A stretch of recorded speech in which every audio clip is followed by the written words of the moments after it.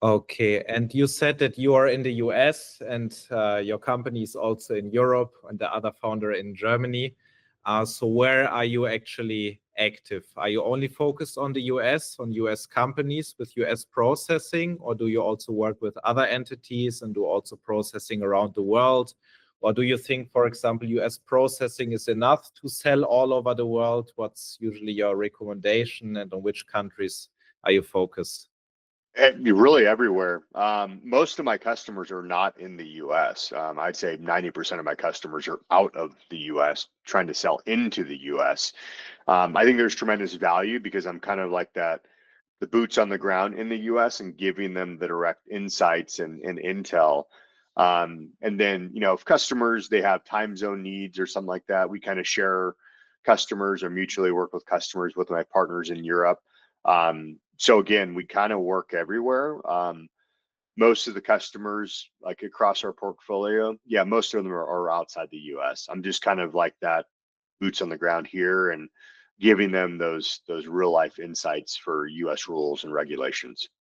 And do you see many clients who sell outside of the US and the processing works still fine, or it's also for the payment processing part and the banks more important that the clients are selling in the US?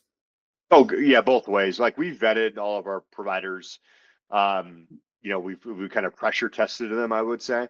And I've seen these guys in action before. So like, I think the one thing is, just like the ecom network kind of you have these like high level ecom sellers that have their own academies and you got these students and it's kind of like everybody kind of knows everybody to a degree. This payments world seems like this big world probably from the outside looking in.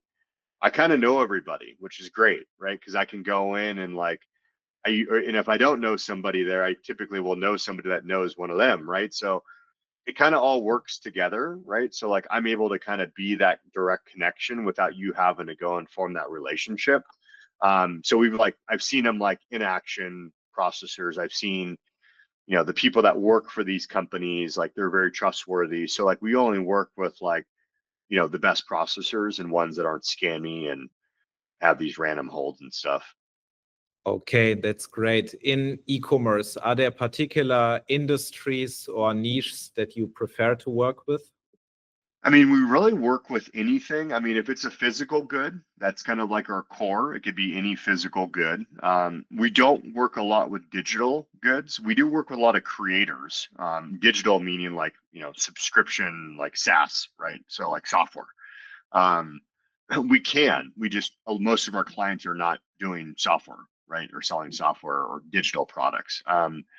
We work with a lot of creators and coaches though, tons. We have a really big relationship in the US with a creator community there. And so I work with like coaches and creators on really minimizing their exposure and chargeback risk and like their fulfillment processes, kind of front end management. There's more consulting. But we do work a lot. Anything physical goods globally, we can work with. Not really anything adult. I would say we kind of stay away from that reputationally.